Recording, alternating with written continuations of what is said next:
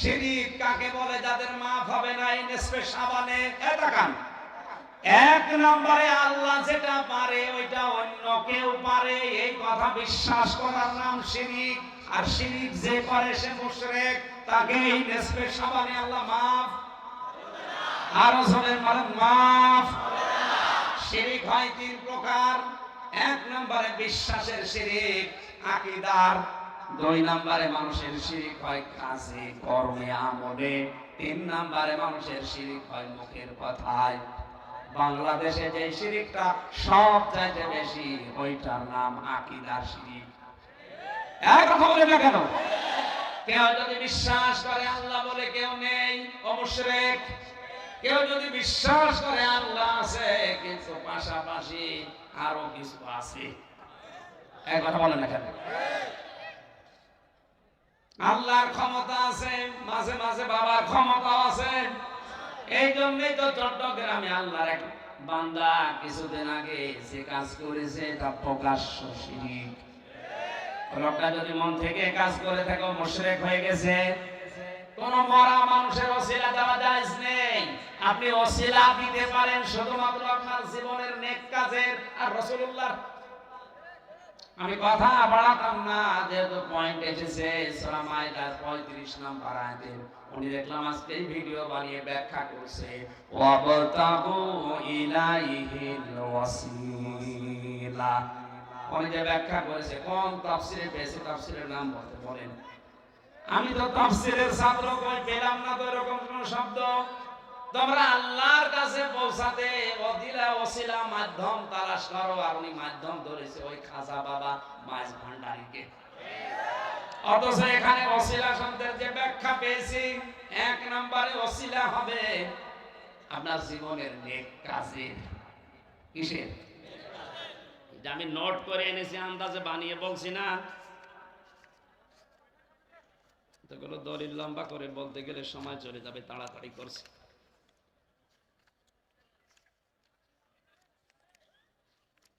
আন্দাজেও তো বলা আছে, দেখে দেখে বলতে গেলেও তো সমস্যা, সময় চলে যাচ্ছে। পরে দেখাচ্ছি দাঁড়ান, এবং মনোজাতের আগে পৃষ্ঠা নাম্বার, আয়াত নাম্বার, হাদিসের নাম্বার সব লেখা আছে, আমি দেখাচ্ছি। আগে পয়েন্টটা শেষ করি। তাহলে বিশ্বাস, এখানে এই আকীদার ভেতরে যে শিরিক আছে, এই শিরিক গুলো থেকে যদি আপনি নিজেকে মুক্ত না করেন, এই সবে বরাতে নিসফে শাবানে মাপ পাবেন। আমলে, আখলাকে এবং কাজ কর্মে শিরিক হচ্ছে আমাদের। দুই তিন নম্বরে মানুষের কথার দ্বারা শিরিক হচ্ছে। আমি এক কথাই বলেছিলাম না, শিরিক কারে বলে? আল্লাহ যেটা পারে ওইটা অন্য কেউ পারে, এই বিশ্বাস করার নাম কি? আর এই শিরিক যারা করে তারা মুশরিক। এরা যদি তাওবা না করে মারা যায়, সূরা মায়েদা, এদের জন্য জাহান্নামের আগুন ওয়াজিব। আর এদেরকে আল্লাহ মাফ করবে না। ইন্নাল্লাহা লা ইয়াগফিরু আন ইউশরাকা বিহি, এটা সূরা নিসার ভেতরে আছে। দলিলগুলো লম্বা করা যাচ্ছে না, গলার অবস্থা ভালো না, এখনই গলা ভেঙে গেলে সব মাটি মারা যাবে।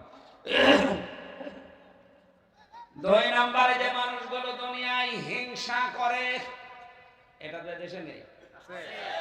আমার হোক, অন্য কারো যেন না হয়। আমি চেয়ারে থাকবো কিয়ামতের আগ পর্যন্ত, অন্য কেউ যেন না বসে। এটার নাম হিংসা। এটার নাম কি? এটা যদি কারো ভেতরে থেকে থাকে, সে যদি 14 বার কাবারের সাথে আউট করে আসে, হজ করে আসে, ওকে আল্লাহ নিসফে শাবানে মাফ করবে না। এবার বলেন তো, হিংসা বাংলাদেশে এখন নেই? এখানে হিংসাকারী মানুষ আছে না নেই? আরে ভাই, আপনার কপালে যা লেখা আছে সবে কতবে যে ভাগ্য নির্ধারণী হয়েছে, ওর বেশি আপনি পাবেন না, ওর কম আপনি পাবেন না। অন্যেরটা দেখে আপনার এত হিংসা লাগে কেন? ওর উন্নতি দেখলেই কেন জানি আপনার মনের ভেতরে আনচান করে। কি করে ওরে ডাউন করা যায়, ক্ষতি করা যায়, কি করে মিথ্যা মামলা দিয়ে ওর জীবনটা নষ্ট করা যায়। পার্থক্য করবা না, মত পার্থক্য করে দল বিদলে বিভক্ত হয়ে যাবা না। অথচ আল্লাহ কোরআনের এই ফরজ নিয়ম আজ ওভারটেক করে শুধুমাত্র শবে বরাত এই নামটা পালন করতে গিয়ে আজ বাংলাদেশে হাজারো মুসলমান আলাদা। কথা বলে না কেন? আরে এটাকে ফরজ? কোরআন আঁকড়িয়ে ধরা ফরজ ছিল। দল বিদলে বিভক্ত হওয়া হারাম ছিল। সে হারাম কাজ করে আপনি একটা নফল, একটা সুন্নাতকে কি গুরুত্ব দিচ্ছেন? আজ অনেকে এটা নিয়ে বাড়াবাড়ি করতে গিয়ে সবে বরাতকে সবে কদরের উপরে তুলে ফেলছে। অথচ সবে বরাত এটা হাদিস দিয়ে প্রমাণিত, আর সবে কদর কোরআন দিয়ে প্রমাণিত। কোন দিন কি আপনার বিশ্বাস হয় যে কোরআনের উপরে হাদিস যেতে পারে? বলেন, সবে কদর যেটা এটা কোরআন দিয়ে প্রমাণিত। সূরা কদর, ইন্না আনজালনাহু ফি লাইলাতিল কদর, অবশ্যই কোরআনে কারীম আমি আল্লাহ নাযিল করেছি লাইলাতুল কদরে। এটা নিয়ে যদি বাড়াবাড়ি করতো তাও মেনে নেওয়া যেত। সবে বরাত নামে কোন শব্দ কোরআনে হাদিসে স্পষ্ট নেই। লাইলাতুন নিসফি মিন শাবান শব্দটা আছে হযরতে আয়েশা থেকে বর্ণিত একটা সহিহ হাদিস, আর বাকিগুলো হাসান হাদিসের মান অনুযায়ী আমি বিস্তারিত তার হাদিসের ছাত্র না, পড়ে যতটুকু বুঝেছি। আমি কোরআনের ছাত্র, আমার অনার্স মাস্টার ছিল তাফসীরের উপরে, কোরআনের উপরে। যেন আমি কথা বললে কোরআন টু কোরআনের আয়াত মিলিয়ে বলি, বোঝা যায় না?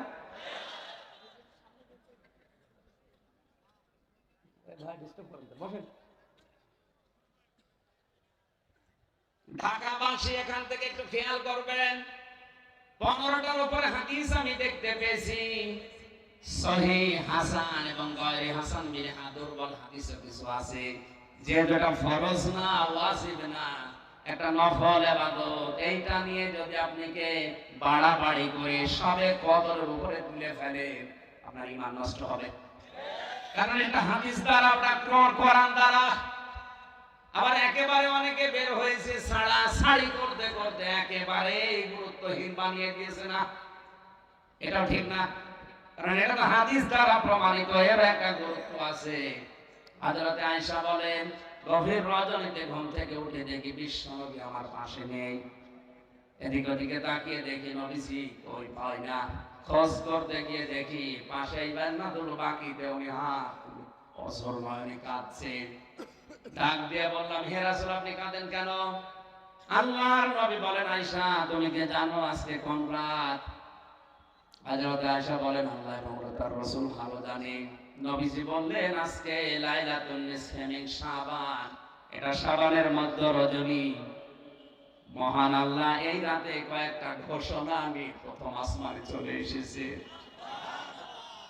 আল্লাহ পাক এক নম্বরে ঘোষণা দিচ্ছে, তিনি তার যত ইবাদত আছে, বান্দা আছে, তাদেরকে তিনি মাফ করে দেবেন, কিন্তু দুইটা গুণ যাদের ভেতরে আছে স্পেশাল ভাবে তাদের মাফ করবেন না। এর দ্বিতীয় হাদিসে আমি পেয়েছি, যাদের ভেতরে 5টা গুণ আছে তাদেরকেও মাফ করবে না। 3 নম্বরের হাদিসে এসেছে, যাদের ভেতরে 7টা গুণ আছে তারাও এই রাতে ক্ষমা পাবে না। এখন আমাদের শিক্ষা নেওয়ার বিষয় ছিল এই সবে বরাত বলেন আর লাইলাতুন নিসফি মিন শাবান বলেন, এখান থেকে শিক্ষার বিষয় ছিল এই রাতে যদি এই 7 প্রকার মানুষ এখানে থাকেন, কালকের দিন পরে যেহেতু আসবে, তাহলে এখনই আমরা পরিবর্তন সংশোধন হয়ে যাব, আমরা যেন এই রাতে মাপ পেয়ে যাই। শাবান মাসের সবচাইতে বড় ইবাদত হচ্ছে রোজা রাখা। নবীজি নিজে রোজা রাখতেন, হযরতে আয়েশা থেকে বর্ণিত, তিনি বলেন বিশ্বনবী শাবান মাস আসলে এত বেশি রোজা রাখতেন মনে হতো রমজান এসে পড়েছে। আমাদের এই আমলের খোঁজ নেই, হালুয়া রুটি খুঁজতেছে। তাহলে শবে বরাত বলেন, লাইলাতুন নিসফি মিন শাবান বলেন, এটা পালন করার উত্তম পদ্ধতি আপনাকে রোজা রাখা লাগবে সামর্থ্য অনুযায়ী। এখন বলে না কেন রোজা রাখা লাগবে? ফামান শাহিদা মিনকুম আশ-শাহরা ফালিয়াসুমহু, আল্লাহ পাক বলেন এই মাসের পরে যে মাস আসছে তার নাম রমজান, আর ওই মাস যদি কেউ পেয়ে যায় সে যেন অবশ্যই রোজা রাখে। এই কারণে শাবান আর রজব এটা রমজানের ট্রেনিং। আপনি মাসে বেশি বেশি রোজা রাখেন, এইটা সুন্নাত। শুধু হালিয়া রুটি খেয়ে সারা রাত জেগে গল্প গুজব করে সময় নষ্ট করার নাম লাইলাতুন নিসফে মিন শাবান না। আপনি কান্নাকাটি করতে পারেন রাতে, নফল ইবাদতের ভেতরে নামাজ পড়তে পারেন, নির্ধারিত না যে 12 রাকাত 16 রাকাত 22 রাকাত পড়তেই হবে না। আপনার শরীরে যতটুকু কোলায় পড়েন, যদি 2 রাকাত পড়ে মনে হয় জানা এখন কোরআন পড়লে ভালো লাগবে পড়েন, কোরআন শরীফ 2 পারা পড়ে যদি মনে হয় না একটু জিকির করে করেন, কোনো অসুবিধা নেই, কারণ এটা ফরজও না ওয়াজিবও না, এটা নফল জিনিস। কি জিনিস? এরপরও যদি নিরসন না কাটে আমি জানবো যে আপনার কপালের দোষ। মুসা আলাইহিস সালামের জামানায় কিন্তু বলেছিলেন একটা গরু জবাই করে গোশত যদি লাশের সাথে লাগাতে পারো তাহলে লাশ চিন্তা হয়ে জবাব দিয়ে দেবে যে কে তাকে হত্যা করেছে। কিন্তু জাতের লোকেরা ছিল তেড়া, যত প্রশ্ন করে উল্টা প্রশ্ন মুসা নবীকে করে। আল্লাহ পাকও একটা একটা করে এমন কঠিন গরুর নাম বলেছে যে গরু খুঁজে পাওয়াই দুষ্কার। এই জন্য ইসলামের কোন বিধান সহজ সরল ভাবে বলার পরেও যদি কেউ মুসা নবীর উম্মতের মতো তেড়ামি করেন, আপনি যত তেড়ামি করবেন তত বিপদে পড়বেন। আশা করি আলেমরা বুঝেছেন। এটা তেড়ামি করা যাবে না। আমি তো সহজ ভাষায় বলছি, এটা ফরজ না ওয়াজিব না, এটা নফল, কিন্তু এটা একেবারে ছেড়ে দেওয়াও যাবে না। আরে হাদিসের নাম নিয়ে কিছু মানুষ বের হয়েছে, এটার গুরুত্বই দেয় না, ছেড়েই দিয়ে দিয়েছে। আর একেবারে যারা পাকাপাকি মুসলমান দাবি করে ওরা বলে না, এটা আবার কঠিন ফতোয়া দিয়েছে, এবারে নাম দিয়েছে মিঠা সুন্নি, গরম সুন্নি, ঠান্ডা সুন্নি। আরে সুন্নাত ওয়াল জামাত আন্দাজে নাম নিয়ে বসে ফতোয়া দেয়, এমন ভাবে পালন করতে চায় মনে হয় সবে কত হারিয়ে ফেলেছে। এই জন্য বাড়াবাড়িও হবে না, ছাড়াছাড়িও হবে না। আমাদেরকে আল্লাহ বানিয়েছে উম্মাতান ওয়াসাতান, মধ্যমপন্থী। এখন বলে দেখানো আজ কালকের পর থেকে যে রাত আসছে পালন করবেন, রোজা রাখেন, রোজা রাখেন, আপনি পালন হবে। এই রাতের ভেতরে একটা পরিকল্পনা করবেন। প্রধানমন্ত্রী শেখ হাসিনা যে পরিকল্পনা নিয়ে 15-16 বছরে একটি বাড়ি, একটি খামার, একটা প্রকল্প চালু করে লক্ষ লক্ষ মানুষের মাথা গোছার ঠাঁই দিয়েছে, একটা কর্মসংস্থান তৈরি করেছে। সবে বরাত বা নিসফে শাবান যদি পালন করতে চান, এই রাতে যারা ধনী মানুষ আছেন, যাদের ব্যাংকে টাকা ছাতা পড়ে যাচ্ছে, এই টাকাগুলো নিয়ে 50টা মানুষের কর্মসংস্থান তৈরি করবে। এইটা সবে বরাত। এগুলো নিয়ে ফতোয়াবাজি নিয়ে ব্যস্ত আছে। শয়তান তো টাকা ব্যাংকে ছাতা পড়ে যাচ্ছে, ওই টাকাগুলো আমি তোরে দান করতে বলি না, ওই টাকাগুলো নিয়ে একটা ওয়ার্কশপ তৈরি কর, মেয়র আতিক সাহেবের মতো একটা প্রতিষ্ঠান বানা, এখানে 6000 মানুষ শুনলাম কাজ করে, এরকম 5000 মানুষের কর্মসংস্থান আমি তৈরি করে দেব। আমার দেশের লোক বাইরে গিয়ে রাস্তা ছাড় দেবে, কেন এই দেশে কাজ করতে পারে না? আমাদের আজকের এই সবে বরাতের শিক্ষা হবে এইটা, যারা ধনী মানুষ আছেন, মেয়র আতিক সাহেবের মতো অন্তত 5000 মানুষের কর্মসংস্থান আমি তৈরি করব, একটা মাছা গোজার মতো ঠাঁই বানাবো, একটা কর্মজীবন তৈরি করে দেব, আল্লাহর আরশ খুশি হয়ে যাবে। এসব ধান্দায়ও নেই, ও আছে শুধু ফতোয়া দিয়ে কি করে এটা তুলে ফেলা যায়, আর বাড়াবাড়ি করে কি করে নিজের নাম ফোটানো যায়, ওর দাঁত মুখ খুলে ফেলা যায়।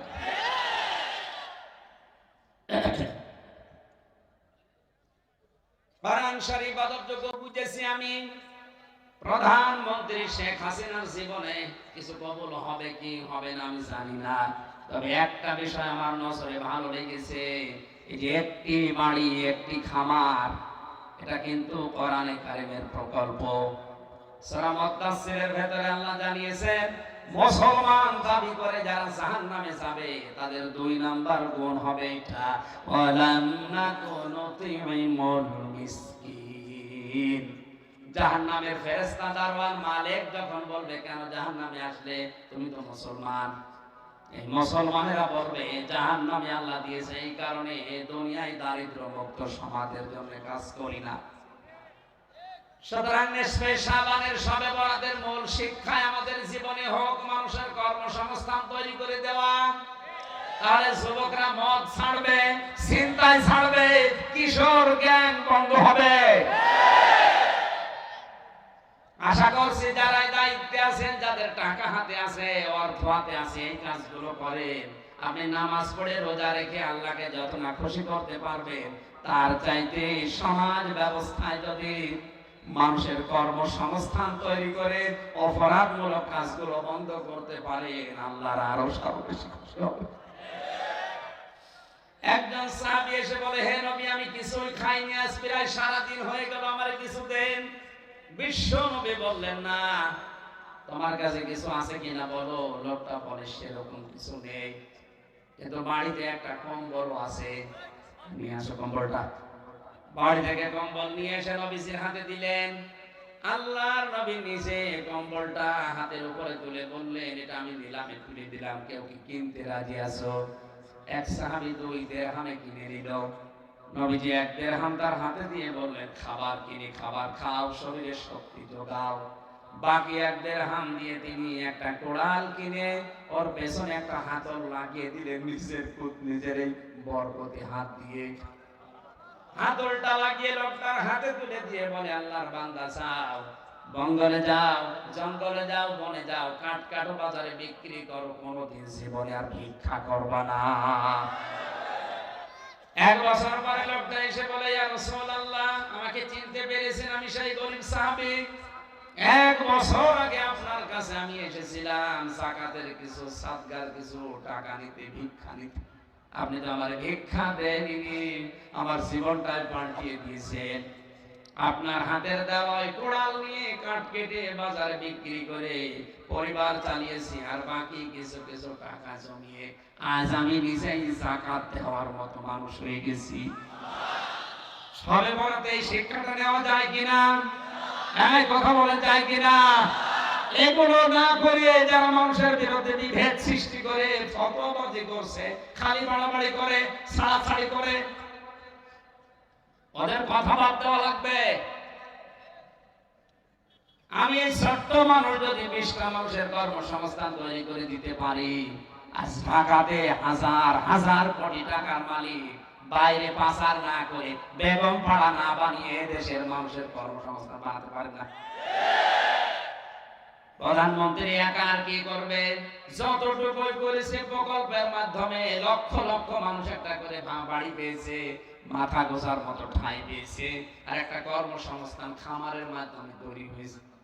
আপনি কিছু করতে পারেন না, খালি ভোগ ধরার পেছনে আছেন। অন্তত আর যাই করুক, ধার করে করুক, ঋণ করে করুক, যে কয়টা কাজে হাত দিয়েছে, যদি এগুলো কমপ্লিট হয়ে যায়, এই দেশটা দেখার মতো হবে। তার সব চাইতে দেখার মতো কাজ এই বঙ্গবন্ধু টানেল চট্টগ্রামে আর পদ্মা সেতু। কিছু যদি না হয় তো এই 2টা কাজ, খালি ফতোয়া দেয়, এগুলো তো ঋণ করে ধার করে করে দেয়। হ্যাঁ, যারা টাকা মারিং কাটিং করেছে তাদের বিরুদ্ধে আমরা আছি। এই প্রকল্পের মাধ্যমে যদি 30 টাকা খরচ হয়, 10 টাকা খরচ হয়েছে আর 20 টাকা আল্লাহর ওলিদের পকেটে। এই টাকাগুলো যে কোনো কায়দায় ফেরত আনা লাগবে, বাইরে থাক আর দেশে থাক। এখানে একমত আছেন কিনা?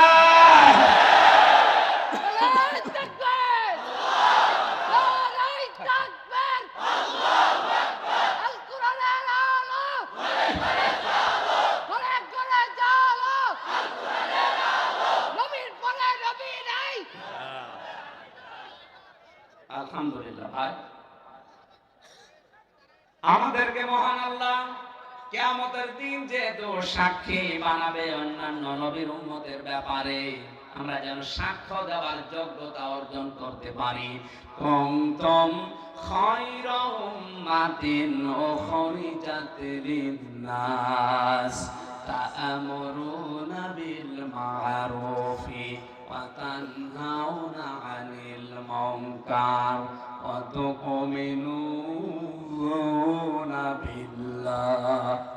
সূরা আলে ইমরান 4 নম্বর পারা 3 নম্বর পৃষ্ঠা 3 নম্বর লাইনের 110 নম্বর আয়াত। এটা এটা তাফসিরে ফি জিলালিল তাই বসে যতগুলো তাফসির দেখেছিলাম তার অন্যতম তাফসিরে ফি জিলালিল কোরআন সাইয়্যিদ কুতুব তিনি জেলখানায় বসে এই কোরআনের তাফসির লিখেছিলেন। বলেন সুবহানাল্লাহ। উনি এই বন্দি জীবনে থেকে যেটা বুঝতে পেরেছিলেন, আমার এই ছোট্ট 3 বছরের জীবনে আমি যেটা বন্দি জীবনে উপলব্ধি করতে পেরেছি, উনি যেহেতু আরো বেশি দিন জেলে ছিলেন, তাফসীরটাই লিখেছেন জেলে বসে বসে, উনি আরো বেশি উপলব্ধি করেছিলেন। আল্লাহ তাআলা জানিয়েছেন তোমরাই শ্রেষ্ঠ জাতি। তোমরা কি জাতি? তোমাদেরকে আমি মানুষের কল্যাণের জন্য বের করেছি। তাহলে আল্লাহর কাছে আয়াত অনুযায়ী শ্রেষ্ঠ মানুষ বাংলাদেশে তারা যাদের দ্বারা মানুষের কল্যাণ হয়। এই কল্যাণ হয়তো আর্থিক, মানসিক, ঈমানি, কথা বলেন ঠিক কিনা? আজ হাজারো মানুষ আমরা দেখতে পাচ্ছি আর্থিক এবং মানসিক এই সমস্ত কল্যাণ গুলো করছে, কিন্তু ঈমানের অনেকে 12টা বাজিয়ে দিচ্ছে। কিছু নাস্তিক বাংলাদেশে নতুন নতুন বের হচ্ছে। এরা আল্লাহ পাকের যে প্রথম নবীজির স্বীকৃতি ছিল যে শিরিক করলে সবে বরাতে মাপ নেই, এরা অনেকে আজ জাতিকে শিরিক করাতে উঠে পড়ে গেছে। শিরিক কাকে বলে? যাদের মাপ হবে না এই নিসফে শাবানে। এটা কান 1 নম্বরে আল্লাহ যেটা পারে ওইটা অন্য কেউ পারে, এই কথা বিশ্বাস করার নাম শিরিক। আর শিরিক যে করে সে মুশরিক, তাকে এই নিসফে শাবানে আল্লাহ মাফ আরো জোরে বলেন মাফ। শিরিক হয় 3 প্রকার। 1 নম্বরে বিশ্বাসের শিরিক, আকীদার। 2 নম্বরে মানুষের শিরিক হয় কাজে, কর্মে, আমলে। 3 নম্বরে মানুষের শিরিক হয় মুখের কথায়। বাংলাদেশে যে শিরিকটা সব চাইতে বেশি, ওইটার নাম আকীদার শিরিক। এক কথা বলে না কেন? কেউ যদি বিশ্বাস করে আল্লাহ বলে কেউ নেই, ও মুশরিক। কেউ যদি বিশ্বাস করে আল্লাহ আছে কিন্তু পাশাপাশি আরো কিছু আছে, এক কথা বলে না কেন? আল্লাহর ক্ষমতা আছে, মাঝে মাঝে বাবার ক্ষমতাও আছে। এই জন্যই তো চট্টগ্রামে আল্লাহর এক বান্দা কিছুদিন আগে যে কাজ করেছে তা প্রকাশ্য শিরিক। লোকটা যদি মন থেকে কাজ করে থাকে মুশরিক হয়ে গেছে। কোন মরা মানুষের ওসিলা দেওয়া জায়েজ নেই। আপনি ওসিলা দিতে পারেন শুধুমাত্র আপনার জীবনের নেক কাজের আর রাসূলুল্লাহ। আমি কথা বাড়াতাম না, যেহেতু পয়েন্ট এসেছে সূরা মাইদার 35 নম্বর আয়াতে। উনি দেখলাম আজকে এই ভিডিও বানিয়ে ব্যাখ্যা করছে, ওয়াবতাগু ইলাইহিল ওয়াসিলা। উনি যে ব্যাখ্যা করেছে কোন তাফসীরে পেয়েছে, তাফসীরের নাম বলতে বলেন। আমি তো তাফসীরের ছাত্র, কই পেলাম না তো এরকম কোন শব্দ। তোমরা আল্লাহর কাছে পৌঁছাতে ওদিলা ওসিলা মাধ্যম তালাশ করো, আর উনি মাধ্যম ধরেছে ওই খাজা বাবা মাছ ভান্ডারীকে। অথচ এখানে ওসিলা শব্দের যে ব্যাখ্যা পেয়েছি, 1 নম্বরে ওসিলা হবে আপনার জীবনের নেক কাজের। কিসের? এটা আমি নোট করে এনেছি, আন্দাজে বানিয়ে বলছি না। এগুলো দলিল লম্বা করে বলতে গেলে সময় চলে যাবে, তাড়াতাড়ি করছি।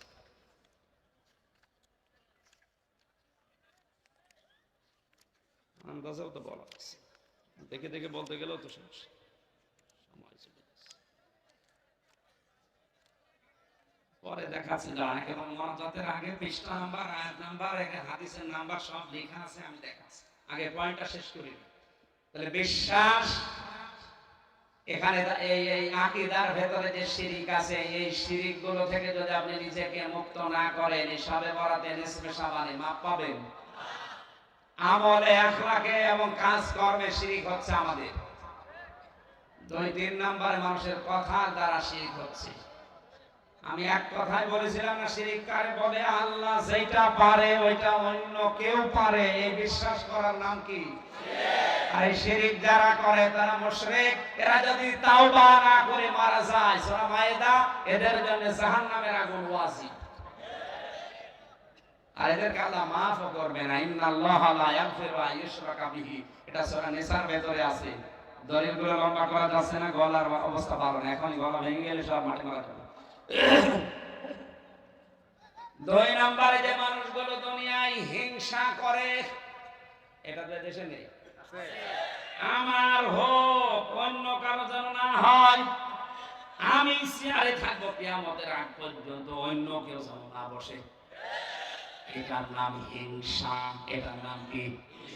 এটা যদি কারো ভেতরে থেকে থাকে, সে যদি 14 বার কাবারের তাওয়াফ করে আসে, হজ করে আসে, ওকে আল্লাহ স্পেশাল মাফ করবে না। এবার বলেন তো, হিংসা বাংলাদেশে এখন নেই? এখানে হিংসাকারী মানুষ আছে না নেই?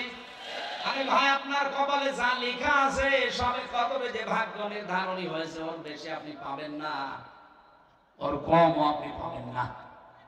অন্যেরটা দেখে আপনার এত হিংসা লাগে কেন? ওর উন্নতি দেখলেই কেন জানি আপনার মনের ভেতরে আনচান করে। কি করে ওরে ডাউন করা যায়, ক্ষতি করা যায়, কি করে মিথ্যা মামলা দিয়ে ওর জীবনটা নষ্ট করা যায়। সবে বরাত নিসফে শাবান কেন, সবে কদরও আপনার মাপ নেই। আর কথা বলেন না কেন? দ্বিতীয় হাদিসের যে 5টা পয়েন্ট আমি বললাম, এই 5টার ভেতরে 3 নম্বরে 2টা তো আছে, শিরককারী আর হিংসুক। 3 নম্বরে যারা পিতা মাতার অবাধ্য সন্তান, তাদের মাপ নেই। 4 নম্বরে যারা জেনা করে, বৈধ জেনা খোঁজারা, এদের মাপ নেই। 5 নম্বর যে মানুষগুলো দুনিয়ায় মদ্যপান করে, তওবা করে ফিরে আসে না, এই মানুষগুলো। 7টা হাদিসে আছে, সেখানে 5টা আছে, পাশাপাশি আরো 2টার নাম আছে। 1 নম্বরে যে মানুষগুলো দুনিয়ায় সুদ খায়, 7 নম্বরে তারা যারা ঘুষ খায়। অথচ এই 7 প্রকার মানুষ দিয়ে পুরা বাংলাদেশ ভরা, আর এরাই কিন্তু সবে বরাতে নিসফে শাবান বলে আল্লাহ মাফ করে দাও। আরে হাদিস তো জানিয়েই দিলে যে এই 7 প্রকার মানুষের মাপ নেই। আগে আপনি মুক্ত হয়ে তওবা করে ফিরে আসেন, এরপরে বলেন রব্বানা যালামনা আনফুসানা ওয়া ইল্লাম তাগফির লানা ওয়া তারহামনা লানা।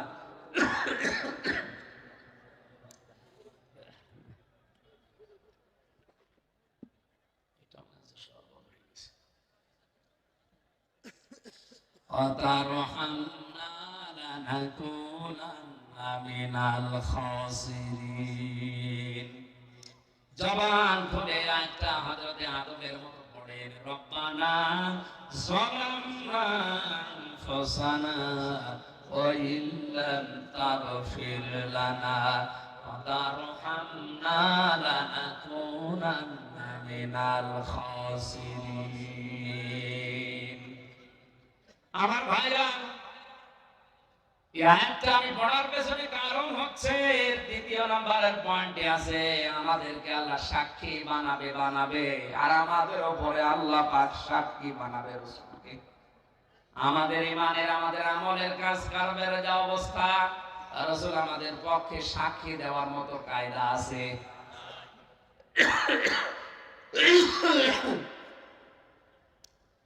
আমার তো বাস্তব অবস্থার দিকে তাকিয়ে মনে হচ্ছে কিয়ামতে না জানি রাসূলের সাক্ষী আমাদের বিরুদ্ধে যায় কিনা।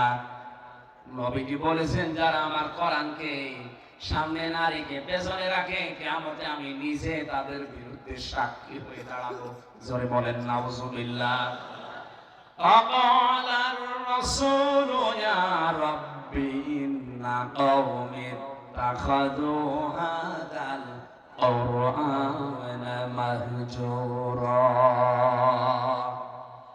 আল্লাহ পাক বলেন, কিয়ামতে আমার নবী মামলা দায়ের করবে, তাদের বিরুদ্ধে সাক্ষী দেবে যে মানুষগুলো আমার কোরআনকে সামনে না রেখে পেছনে রেখেছিল।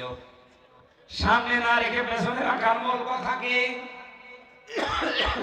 এটা সংসদে নিয়ে যায়নি, এটা শিক্ষা ব্যবস্থায় নিয়ে যায়নি, এটা পরিবারে নিয়ে যায়নি, এটা বিচার ব্যবস্থায় নিয়ে যায়নি, এটা সব সময় রেখেছে উচ্চ করে পেছনে। এরা রাসূলের বিরুদ্ধে সাক্ষী পাবে। আপনি যদি রাসূলের টার্গেট হতে না চান, রাসূল যদি আপনার বিরুদ্ধে সাক্ষী দেয়, তিনি সুপারিশ করবেন। তিনি যদি বিপক্ষে সাক্ষী দেয়, কোন বাবা আপনাকে বাঁচাবে বলেন? আপনার কি বিবেক এখনো খোলে না? আপনি তো নিজেই রাসূলের বিরুদ্ধে চলে যাচ্ছেন। আল্লাহ নবী নিজে আপনার বিরুদ্ধে সাক্ষী হয়ে কিয়ামতে দাঁড়াবে।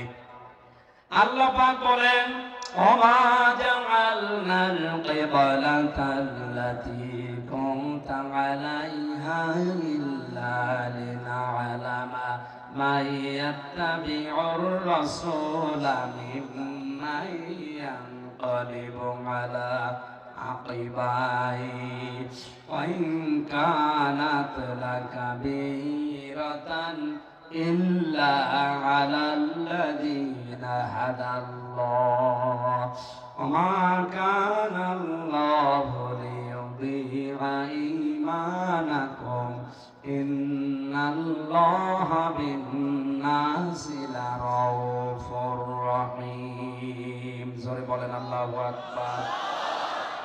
আমাদের মধ্যম পন্থা অবলম্বন করার জন্য আল্লাহ জাতি আমাদেরকে বানিয়েছেন। আল্লাহ পাক বলেন, এই যে কিবলা পরিবর্তনের যে নিয়মটা, এটা তো আমি এই জন্য দিয়েছি কে রাসূলের আনুগত্য করে আর খারাপ মুখ ফিরিয়ে নেয়। এই যে ইবাদত বন্দেগীর যে নিয়ম নীতিগুলো, এইসবে বরাত বলেন, নিসফে শাবান বলেন, আমি বললাম কোরআন দিয়ে হাদিস দিয়ে আল্লাহর রাসূলের এই সুন্নতের অনুসরণের মাধ্যমে কে টিকে থাকতে পারে আর কে উল্টা পাল্টা দিকে গিয়ে ফতোয়াবাজি করে, এটা কিন্তু আল্লাহ দেখতে চান। আর এটা সবার দ্বারা হবে না, আল্লাহ নিজে যাকে হেদায়েতের উপরে রাখবে সেই কেবল এই সত্য কথাগুলো মেনে নিয়ে ঈমানের উপরে টিকে থাকতে পারবে।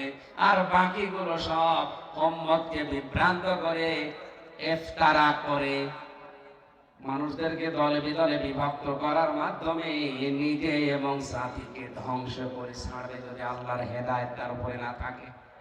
আল্লাহ মানুষের ঈমান নষ্ট করেন না যদি সত্যি ও ঈমান এনে থাকে। বান্দাদের উপরে মহান আল্লাহ বড় দয়ালু। মা বোন যারা এসেছেন, শেষ কথা বলি আপনার জন্য। মেরাজের রাত্রে বিশ্ব নবী একটা মাত্র কারণে মেয়েদেরকে জাহান্নামে বেশি দেখেছেন। জিবরাইলকে বললেন, মেয়েগুলো জাহান্নামের আগুনে কেন? ফেরেশতা বলে, এরা কুফরি করেছে। গায়ে ভালো করে শুনে, মেয়েরা যারা এসেছেন আপনাদের জন্য একটা আজকে ওয়াজ। জিবরাইল বললেন, হে নবী, এই মানুষগুলো, এই মহিলাগুলো আল্লাহর সাথে কুফরি করেনি, এরা কুফরি করেছে তার স্বামীর সাথে। স্বামীর সাথে কুফরি কি করে করলো? এই স্বামীটা সারা জীবন চেয়েছে, ওকে তাই দিয়েছে, ওর সুখের জন্য মাথার ঘাম পর্যন্ত পায়ে ফেলেছে। স্বামীটা যখন যা জীবনে চাহিদা করেছে সব পাই টু পাই ওই স্বামীটা দেওয়ার চেষ্টা চালিয়েছে। কিন্তু কোনদিন যদি একটা শাড়ি কম হয়, একটা সাবান কম হয়ে যায়, শেষ পর্যন্ত স্বামীর মনে কষ্ট দিয়ে, খোঁটা দিয়ে কথা বলতো। এবং এই কথা বলে ফেলতো, তোমার বাড়িতে আসি আমি জীবনে কিছুই পেলাম না, আমি বলে তোমার ভাত খেয়ে গেলাম, অন্য কেউ হলে খেত না। এই কথা বলার কারণে অধিকাংশ মহিলাকে নবী দেখলেন কোথায়? বলেন তো, এরকম বউ দেশে আছে না নেই? একটা ওয়াজি শেষ। আশা করছে মা বোনেরা, আল্লাহর পরে যাদের স্থান আপনার স্বামী, নবীজি বলেন আল্লাহ বাদে যদি সেজদা দেওয়ার অনুমতি দিতাম, প্রতিটি মেয়ের কানে কানে বলতাম স্বামীর পায়ে সেজদা করো। এত মর্যাদার কোন স্ত্রী যদি স্বামীর দিকে মহব্বতের নজরে তাকায়, স্বামী যদি তার হাতটা চেপে ধরে, সারাদিনের সগীরা গুনাহগুলো আল্লাহ মাফ করে দেন। আজ আপনি তাকিয়েও থাকেন, হাতও ধরেন, নিজের বউ বাদ দিয়ে অন্যটা, সগীরা গুনাহ ঝরবে না, আরো গুনাহ উঠে আসবে। মা বোন যারা এসেছেন, নামাজের ওয়াজ আমি আপনাদের করি না, কারণ নামাজ মুসলমানদের সামনে ওয়াজ করলে মান থাকে। নামাজ তো পড়তেই হবে, মাস্ট বি, এটা আপনার দায়িত্ব। রোজায় সামনে আসছে, রমজানের রোজা, শরীর পবিত্র থাকলে রাখবেন অবশ্যই। নিজের শরীরকে যথাসাধ্য পর্দার ভেতরে রাখার চেষ্টা করেন। স্বামী যাদের আছে, স্বামী যাদের আছে, স্বামী যাদের আছে, এটা কিন্তু জান্নাত পাওয়ার একটা মাধ্যম। যে দুইজন মহিলাকে আল্লাহ সব চাইতে বেশি সম্মান দিয়েছেন, একজনকে জান্নাতে ঘর বানিয়ে দিয়েছেন আসিয়া, ওইটাও স্বামীর কারণে। আর একজনকে আল্লাহ নিজে সালাম দিয়েছেন খাদিজা, এটাও স্বামীর কারণে। কথা বলে না কেন? আল্লাহ মেয়েদেরকে খাদিজার মতো, হযরতে আসিয়ার মতো যেন স্বামী ভক্তি করার তৌফিক দান, বলেন আমিন। সম্মানিত ভাইরা, কালকে সকালবেলা অনুষ্ঠান আছে চট্টগ্রামে, আর রাতে আছে সন্দ্বীপে। এই জন্য গলা এবং সময়ের দিকে খেয়াল করে 12:30 11টা বাজে শেষ করে দিচ্ছি। মেয়েদের এই দাম্পত্য জীবনের কলহ এবং তার সমাধান কি, এটা পুরুষদের জন্য লাগবে। এই বইটা গাড়িতে আছে বা স্টেজে আছে, যদি পারেন নিয়ে যান, কার কাজে লাগবে। অনেক সুন্দর করে লিখেছিলাম, জেলখানা থেকে কিছু টুকিয়ে রেখেছিলাম, বাইরে এসে আমি লিখেছি দাম্পত্য সমস্যা এবং সমাধান।